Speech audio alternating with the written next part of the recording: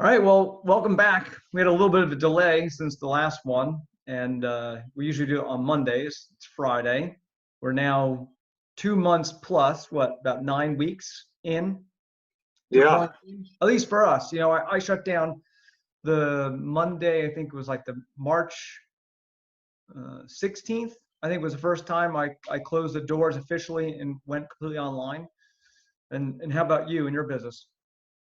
yeah. The hospital was closed or starting to quarantine anyway, just for flu season, Yeah. and then quarantined a little early in preparation. So probably like 2 months before that or so. So Okay, it so feels like forever. so you're beyond a full quarter of pseudo quarantine. Definitely, definitely. Yeah. I was just reading an article, I think it was Bloomberg, which I think is something that we spoke about before. I'm not sure. Actually, I don't even know if we spoke about it in the previous podcast. That there was a pandemic back in the late 60s, 68, 69, during the Woodstock era. And it was, I think they call it the Hong Kong flu, literally, because that's where it was the genesis, I guess, of it. And just kind of making some comparisons. It was an opinion article on Bloomberg. The short version is I was having a conversation with a couple people on Facebook. And, of course, there's always that uphill both ways in the snow kind of attitude from previous generations and whatnot. And There certainly is. one of the things I really couldn't get over is just thinking about that period of time from the late 60s to the early 80s, which was, the just before I was born to my main, trajectory into adolescence, is that we just didn't have a 24-hour news cycle with an internet that was going on all the time. That was just like nonstop pumping you with fear. And that seems to be, whether or not this is the same seriousness or less seriousness, I'm not going to take that to task. I just mean, generally speaking, I grew up in a time where violent crime was higher. We didn't have the same level of sanitation. All you had to do was go to New York and see that the level of sanitation in the 70s and the homelessness and the crime and the general disarray of a big city was totally different in the 70s to now. Definitely.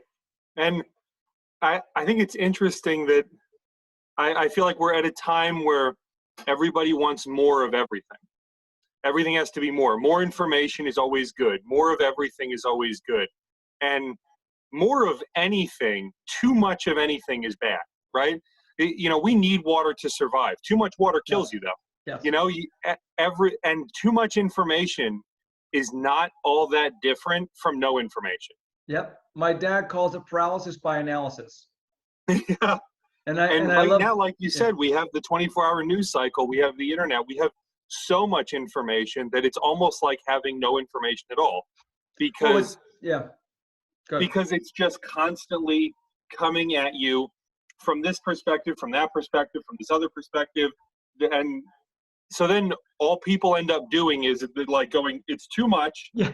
I'm just going to narrow in on the things that agree with what I already think, because it makes me feel happy, because I feel like I know what I'm talking about.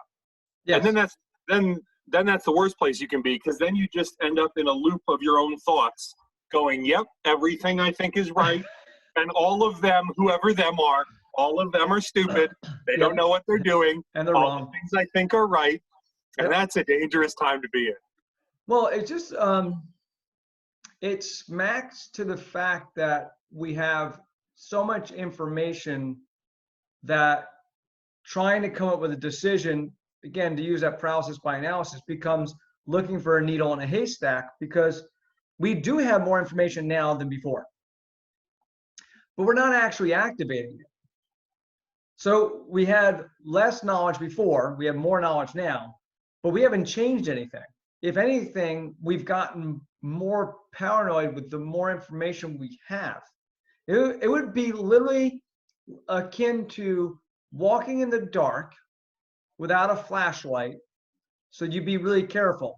And then turning a flashlight on and moving even slower.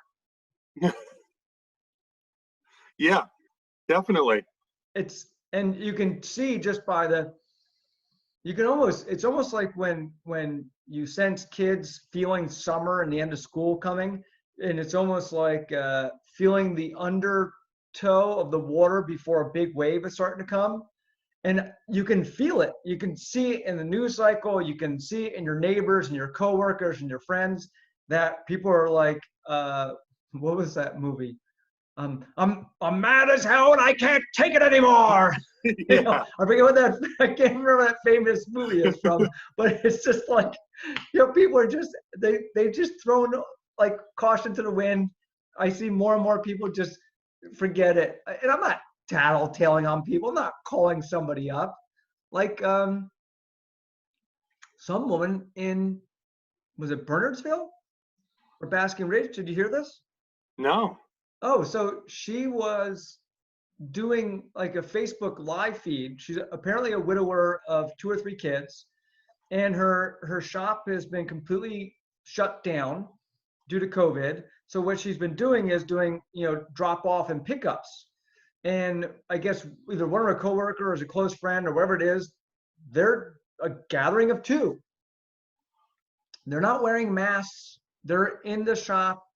They're, I guess, either live FaceTiming, I don't know, or, some of the stuff, I'm on it, but I don't know all the details.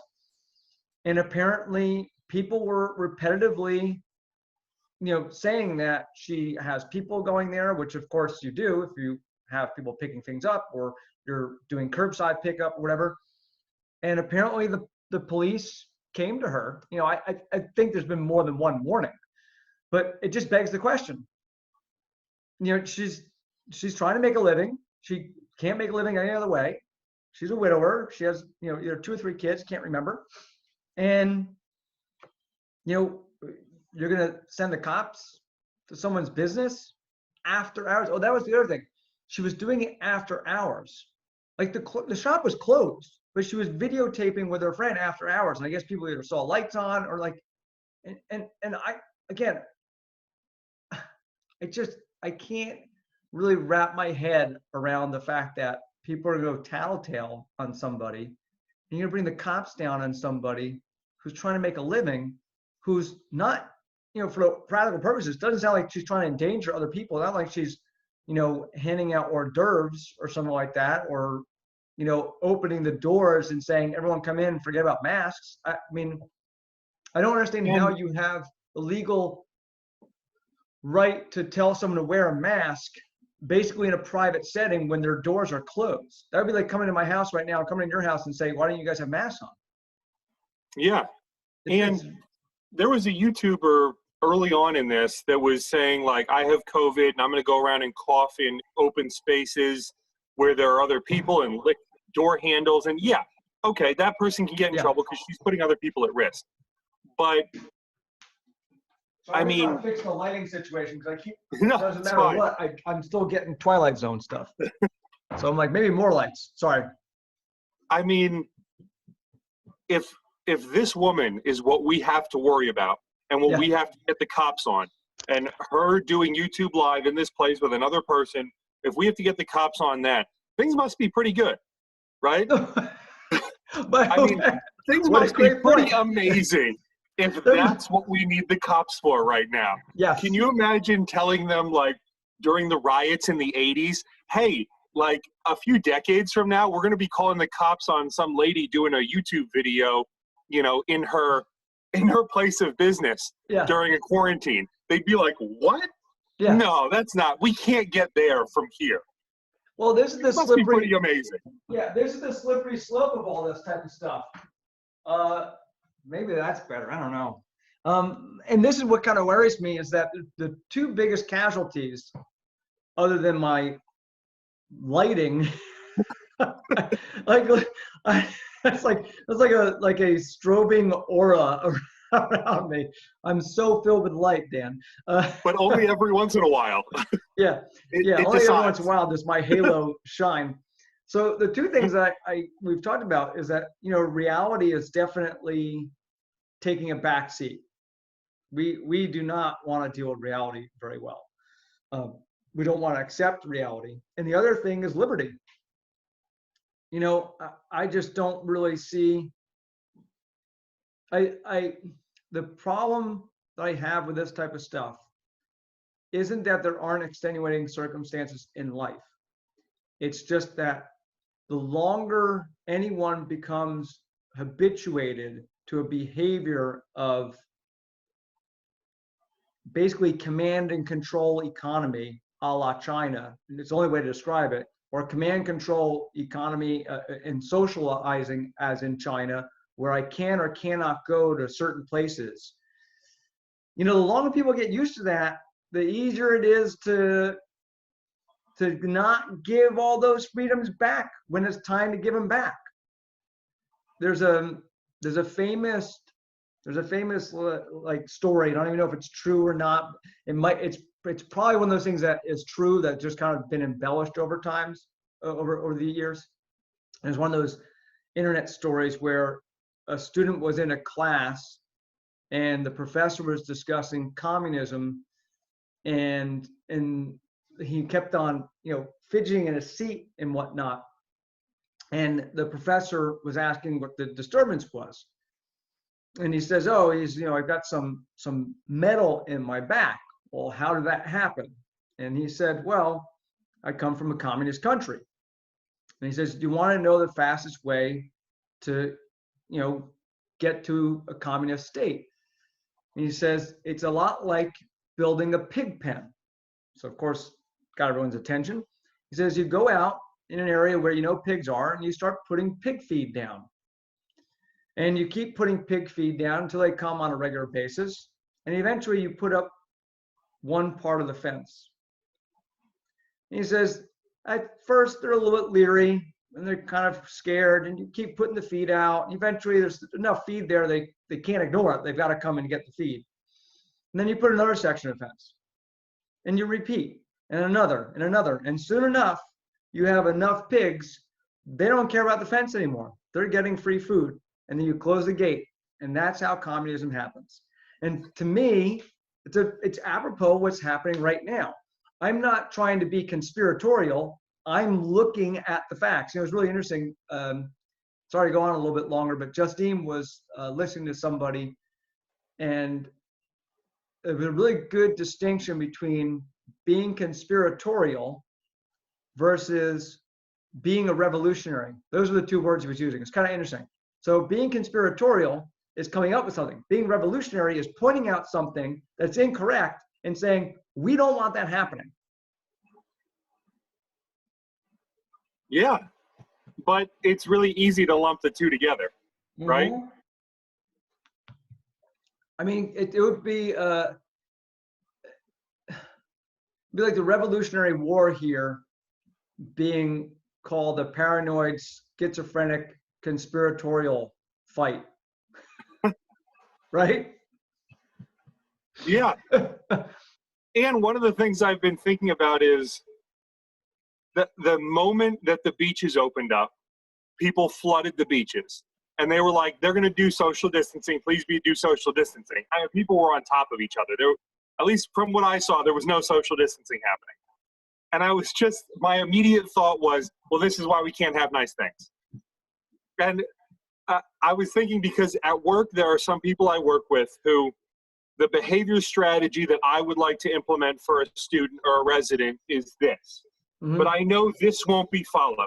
Yes. So I water it down to this. I know this won't work as well, but I might actually get it followed. So I know the answer. I know what would work the best. Yes. But I have to water it down to some crummy version of itself to actually get it followed. And I'm wondering if we could do a better job following some basic stuff, would we even be here? Because early on it was do social distancing, and then a bunch of 20-some-year-olds were sharing beer bottles in the middle of the night, and it's like, come on. So that's why we're going to end up with more stuff. You're opening us up to more regulations because you make it easy. You made it easy to make the regulation, because when everyone says, hey, why are you closing all businesses at 8 o'clock and closing bars down? and they just point to a picture. Now, that might be 150 people that makes a decision for the entire state, but it sure makes it easy, right? You point to the picture and go, hey, look at these idiots, that's why. Well, so, and that's the perfect example that I have a big issue with. And I'm not sure if you've seen this map that was going around. I'm not sure how accurate it is, but let's just say, in theory, it seems relatively accurate. And basically it shows, let's say 99% of the nation is green. And then 1% is split up between yellow and red. And let's just say that the current numbers are, let's just say 100,000 people possibly died from COVID. I'm using that number because it's just easier. So 33,000 people died in the green zone. 33,000 people died. Let's just say, actually, I'll make it even more, grotesque because it's probably more accurate. So 30,000 people died in the green zone. 20,000 people died in the yellow zone, and 40 people died in the red zone. I think that's right. No, sorry. Yeah, 40, right? No, 50. Sorry, I had to do my math again. But it wasn't even that. It wasn't even that. I think it literally was like a third. So it was more like 33,000, I think, was in the green zone, 33 in the yellow, and 33 in the red. And what they're basically saying is, so the same number of people died in 99% of America is being closed down for the 6,000 basically that died in this small area. And that's basically our New York, New Jersey area.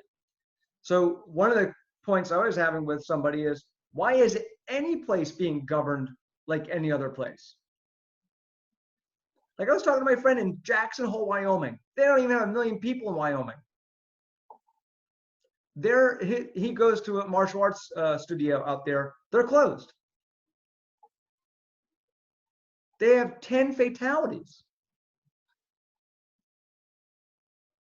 And again, I'm not saying what's right or wrong. I'm just saying, well, how does that logic out?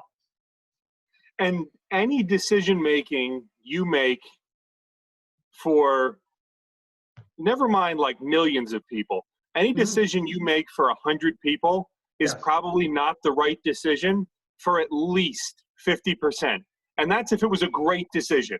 If it was an amazing decision, it's probably not right for 50%. If it's an average decision, it's probably not right for 75%. You can't make decisions on that large a scale. They can't be good because there's too many different places, there's too many different people, there's too many different ways of life, there's too many different structures, there's too many different everythings for one decision to be the right decision for any large group of people. It doesn't work. It can't work. Nobody should eat red meat. And then there are people who stop eating red meat in their 80s because their family convinces them to, and they die in a couple of days. Yeah. Who knows what was going on in that guy's body? I have no idea. Yeah. But you can't just say this is bad or this is good or this is that for everything, except for like a very small percentage of people. Doing hard drugs is bad for everybody. It just is. Yeah. I've never heard of anyone who would say, but outside of those kind of things, it's impossible. You can't make large scale decisions like that. Well, this is the whole strength at one point of our nation was the decentralization of control. And if you look at the military, it's the same way. Why is the American military one of the strongest fighting forces? Because the guy on the ground has enough autonomy to actually make an intelligent decision. Did you ever hear the story as to why Russia got its butt kicked in Afghanistan? No.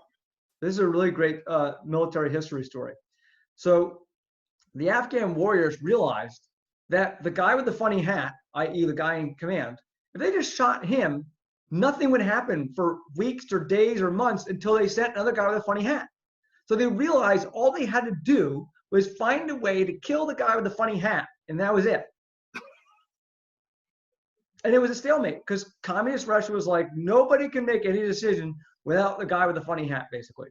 But, and isn't that that's like the Death Star building a giant blow me up circle into it, right? It's like It's such a glaring problem. It's like, Yes. you didn't think that was going to be an issue? You didn't think that was going to come up?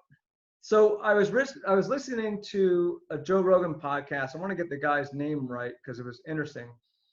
Joe Salatin, who I have no clue, Salatin, but I guess he's in the food production business, and maybe it sounds like he's at a higher level, non-GMO, what do they call it? Cage free, all that type of stuff, cruelty free, all those types of things. And I only listened to a part of the podcast, about 30 minutes this morning. It was absolutely fantastic. And the short version is Joe Rogan says, well, can you feed the whole state of California with, a normal setup like yours? Like, isn't there some type of pro to the factory farms? And basically the guy just rips apart the whole factory farm model, because he says, look, so you have all these animals stacked on top of each other. He says, what you don't see is there's 200 acres around that's feeding those animals versus the 200 acres being used to let them run free and eat the stuff on the 200 acres. And his point is, he says, you would never want to eat something that is literally eating from a floor that is mixed with its own urine and fecal matter. And he says, literally, it doesn't make any sense. And he didn't go into the detail, but I've always said this about a lot of factory farming, and I'm a meat eater, but I always look at something like this. Sure, maybe they get them heavier or plumper or fatter, but how much of it is based on chemicals, because you're pumping them with steroids and antibiotics to keep them alive from the crummy conditions that they're living in. Yeah. And wouldn't it benefit everyone to have them be healthier? Yes. And roaming free. And but the problem is, as usual, as we often talk about, it's such a dichotomy, and there's always the two extreme arguments is all you usually see on the news. There's the one person that says no one should ever eat meat ever in the history of the world. From now moving forward, no one should eat meat ever again. Yes. And then there's the other person who's like, kill everything, eat everything, put them all in factories, like just pump it out, because otherwise we're all going to starve to death because there won't be enough food. And you never get the middle person who's like, can't we just do this in a smart way and have some people be vegan and some people be vegetarian and some people eat meat, but do it in an intelligent and safe and humane way? You never see that guy or that girl. Yeah, so one of the issues that I have with that is that he brought up 2 points, which is a little bit of the quarantine situation, which is we shouldn't be on top of each other for those types of reasons. There's a reason why we don't ever do quarantines like this.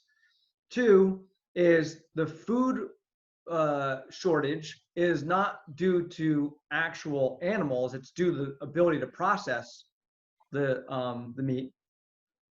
And then the third thing, which was really important and goes back to my point before, which is he says the decentralization of creating food is the better way to create food for a healthier society. Because Joe Rogan made a really good point. He said, well, isn't the whole point of the FDA and what is it, the agricultural arm, I forget what it is.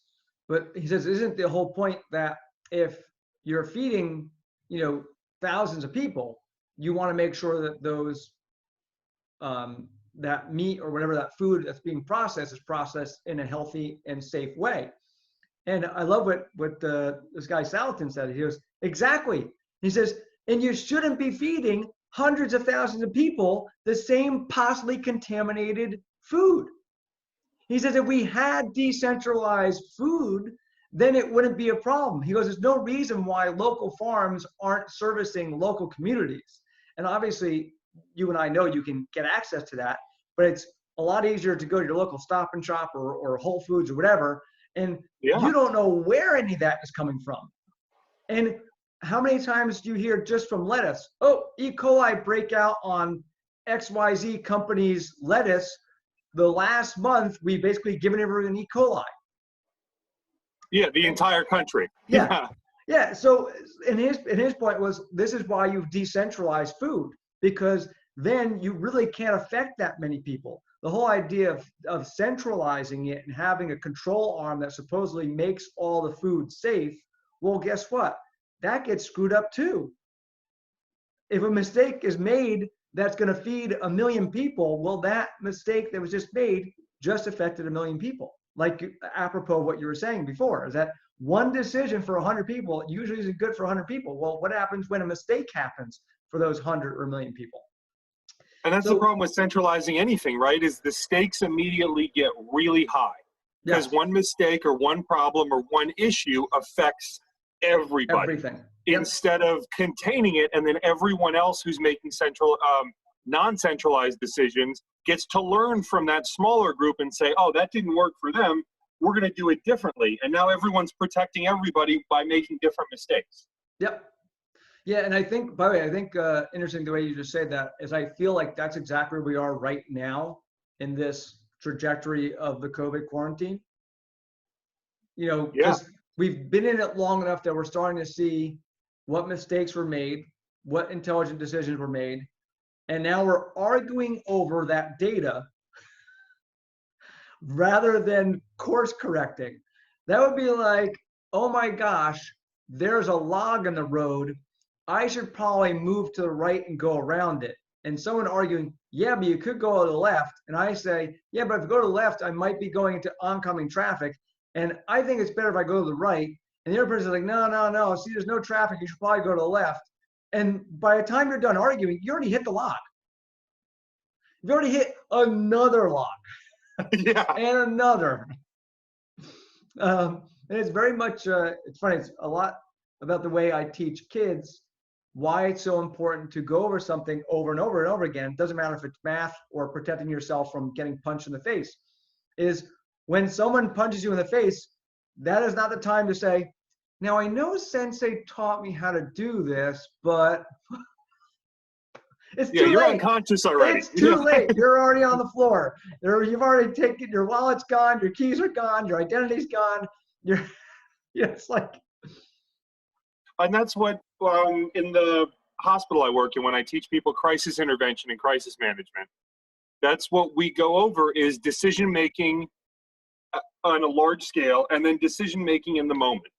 And decision-making in the moment is usually show up, assess the situation, assess your resources, and make a decision that you feel is the best in the moment, and then act on it confidently.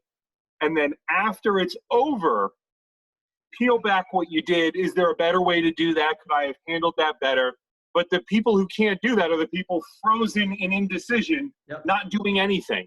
And that's always worse. There's no situation that's a crisis where the best thing to do is freeze solid and not make a decision, right? Yes. Even making a bad decision is often better than just standing there frozen doing nothing. Yeah. But you have to train people to do that, because there are a lot of people who are so afraid of doing the wrong thing that they do nothing.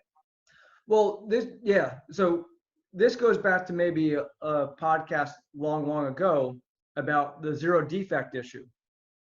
I think we talked about this. I know you and I have talked about this, and I think this is what is the larger issue affecting our society, and it's coming out in spades during the COVID quarantine, which is, if every decision made is basically hung around you like a scarlet letter, and you have no way of correcting it, like again, we were just saying before, everyone's playing the blame game right now about what was right, what was wrong. We're still, another adage to throw on top of it, you're still fighting the last war.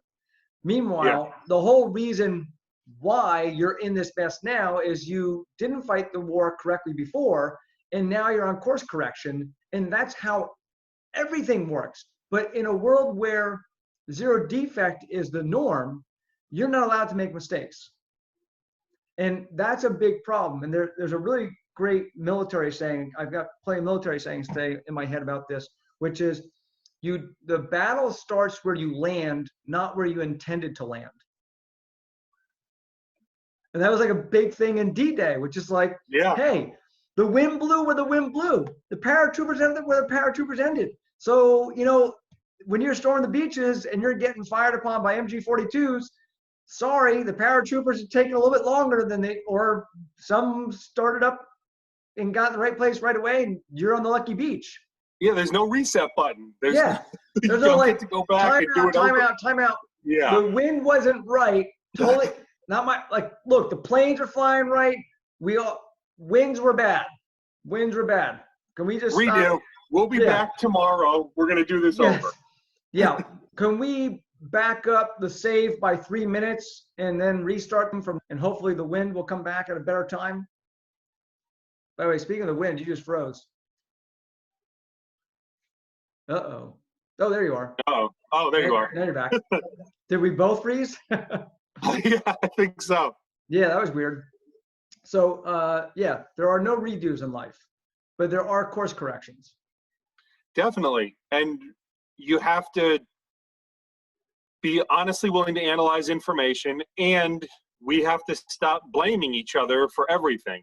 Because that's part of what freezes people in indecision, is when they're so afraid of being wrong because they're so afraid of getting blamed, or they just want to make no decision and let other people make decisions. So then if the decision goes well, they go, yeah, we all did a good job. And if the decision goes badly, they can go, it was that person, it was that idiot, that's who did it, right? And so everyone's so afraid of getting blamed and so paralyzed from that fear that we end up just sticking with an old decision so we have someone else to point at. Instead of everyone saying, hey, can we do this? Why don't we try this? Why don't we do this differently? Did that really work without any blame? Yeah.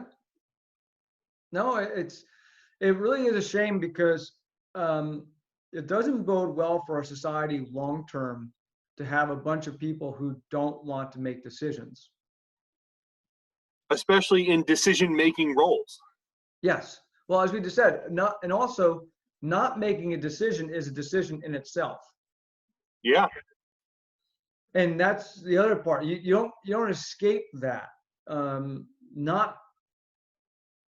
of the things that I speak to women about in women's self-defense courses is nobody goes through a violent encounter wishing they were less prepared or wishing that they had done less. Yeah. They all wish they had done more.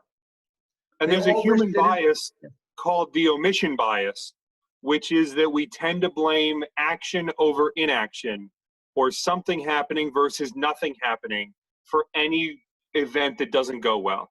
Yeah. Which is totally incorrect. Yeah. Like you said, blaming something happening versus something more that I could have done or some other way I could have been trained or something I could have noticed that I wasn't paying attention to. We tend to blame something versus nothing. Yeah.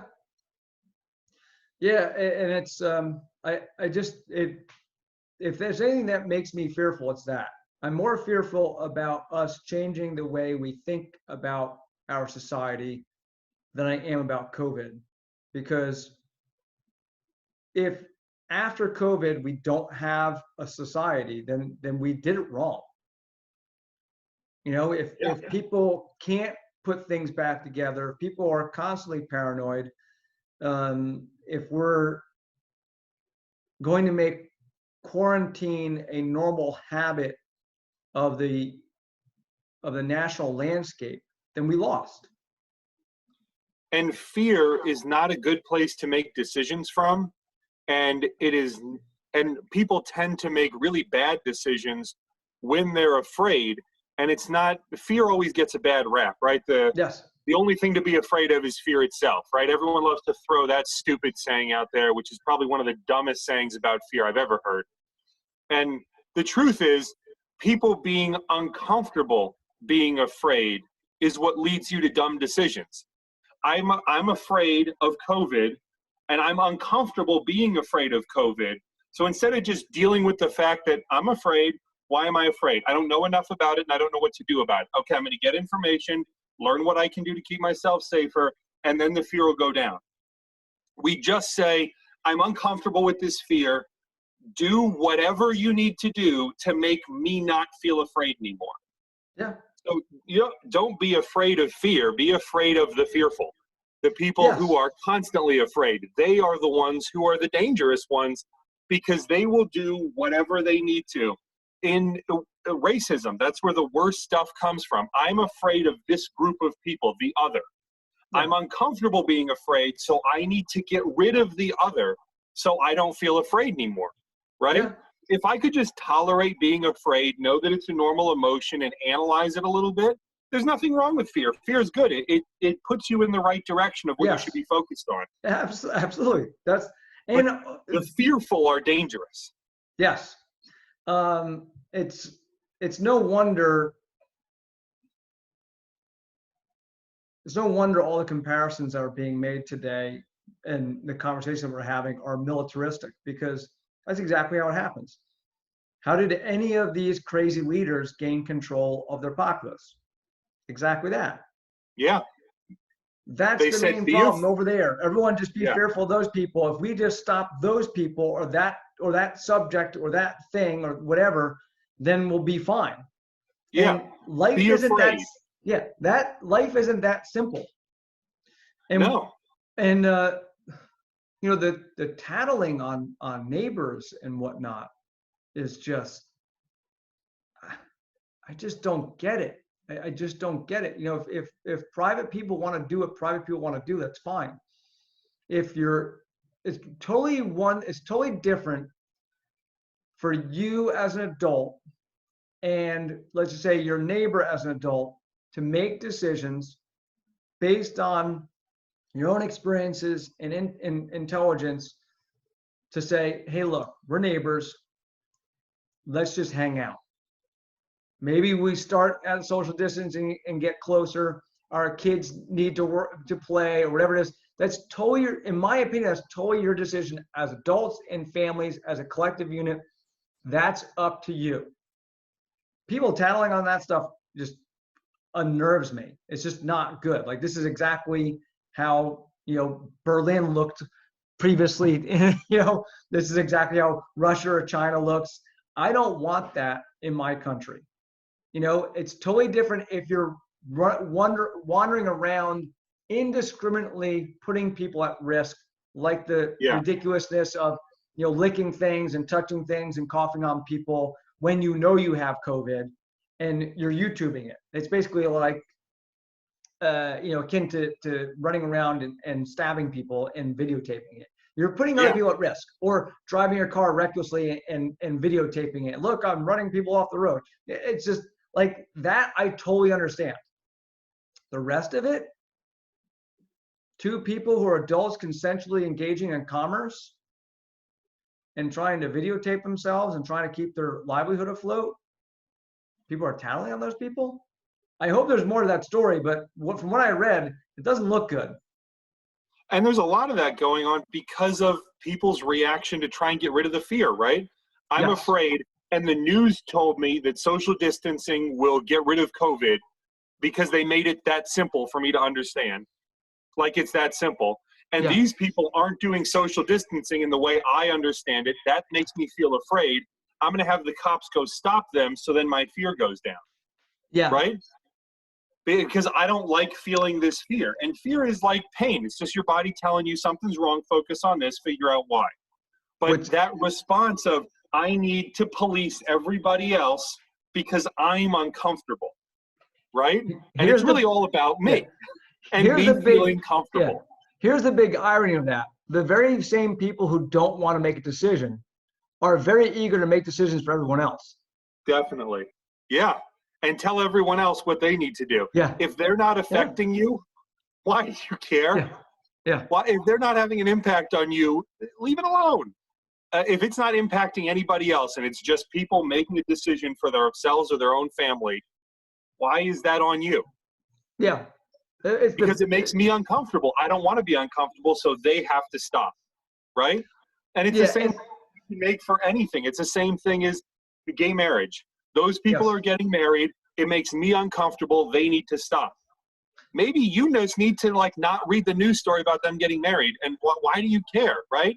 Just you can agree, you cannot agree, you can think it's a sin, you cannot think it's a sin. I don't care. And you know what? They don't care. They just want you to leave them alone. And same thing in this scenario, but for some reason in this scenario, it seems to be okay. By the way, I have always made the joke about the gay marriage thing. And I said, you know, if the gay marriage lobby was really smart about attacking it, what they should have been doing is not arguing for gay marriage. They should have been arguing to heterosexual couples, why is the government involved in marriage? If they had made that their platform, like heterosexual people would have been on that in a second. Like, yeah, actually, wait, why would anyone legislating who I marry? Because now I'm more uncomfortable about that. So I have to deal with that fear first. Then I'll deal with your fear later. Yeah. But it's just so bizarre to me. And it's such a bad place to do decision making from. Because if you're just trying to get to comfortable and that's your only way of making decisions, then you're really just making decisions for other people based on your perspective and how you feel about your own decision. Which basically is the worst type of decision making, because you're basically declaring yourself a deity, despite the fact that you are totally uncomfortable making decisions. Yeah. But what makes me comfortable is everyone being like me. I want everyone to be paranoid like me. I want everyone to act like me. Like, as we discussed before, that's the most boring, hellish landscape I could possibly think of. It sounds awful. That sounds no one disagreeing. Oh, I wouldn't be able to tolerate it. Yeah. Plus, there'd be a lot of stupid things I would do without someone like my wife or you or somebody saying, yeah, that doesn't make any sense to me. Like, and doesn't everyone needs someone next to them? Like, I wouldn't. Really? You're going to do that? Probably, everybody needs that person. You ever start saying something and just in saying it, as you say it aloud, you realize like, yeah, that was kind of, no, I'm just going to stop that sentence. You like stop mid-sentence, like, no, that doesn't make sense as I'm saying it. Yeah. And I'm sure your wife ever see someone in public wearing something and you're like, oh, that poor person doesn't have anyone in their lives who will tell them the truth. I almost feel bad for them, because it's like, if I put that on and came downstairs, my wife would be like, are you an idiot? Like, is this a joke? Is there some kind of day at work? Right? And I'd be like, oh, good, thank you. I needed someone to hit me upside the head with reality. That poor person doesn't have anyone to do that. It's like when little kids decide to put on all these random things like galoshes, and then like a scuba mask, and then a trench coat and leg warmers. Like, it's really cute when kids do it. It's like they're being creative, like, ha ha, this is funny. Even they know, ha ha ha, this is funny. Yeah, but if they say, hey, I want to go to school like this, you might want to give them a heads up, right? Hey, I'm fine with it. You be your own person, but school might be tough today. Yeah. You might be in for a really tough day. Yeah, you might come back with a different story. And that's also okay. That's a good thing. Reality is supposed to knock you down a couple pegs. Then you get used to yourself back up and you figure out who you are. Yes. And the earlier the better. Yeah, definitely. And we're not allowing our society to do that on a larger scale. For someone to come up and be like, hey, what are you wearing on a large scale as a society? Like, why are you wearing that? You look like an idiot. That hat looks stupid. That haircut's bad. Yeah. We need that. Yes. No, I had a saying that that I haven't used a long time, which see if I can conjure it up. Harsh parameters are much better than unchecked consequences, something like that. Remember, but basically the short version of it is better to be criticized early on than to actually have reality come bite you in the butt. And that harsh criticism is kind of what aligns us towards a better, safer, smarter way of governing ourselves. It's the whole point of having parents and teachers in your lives. And that's what good leaders do, right? Good leaders surround themselves with people who are willing to disagree with them. and willing to give their opinion even when it's not the popular opinion.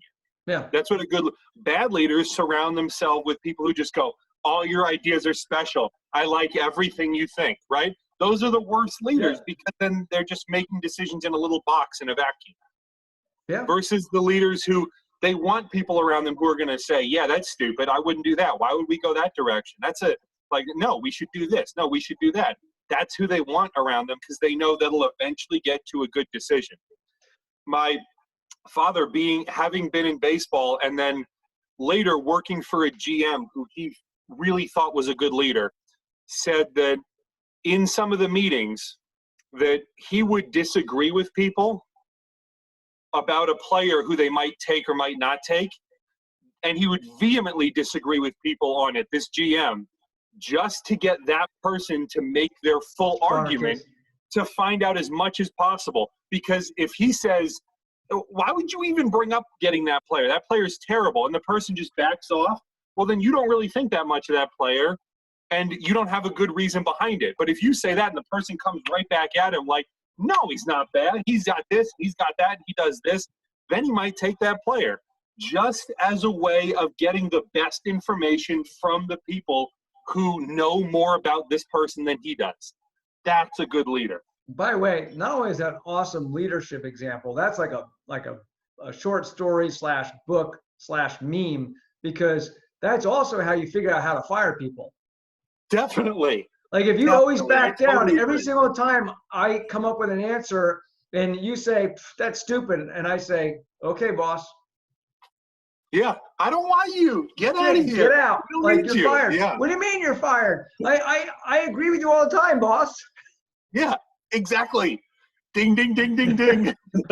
You have won yourself a seat outside of my company. Exactly. Because that's who he wanted around him. And that team did incredibly well as an organization while he was the GM. Why? Because of that. That's how you make good decisions. When you want people who disagree with you, and then you encourage them to disagree with you. So what you're saying is dissent is not only necessary, but it is preferable to groupthink? That is a perfectly concise, nice little tied up way to say it. I love it. Yes. Just in time for you to go to work. Yes.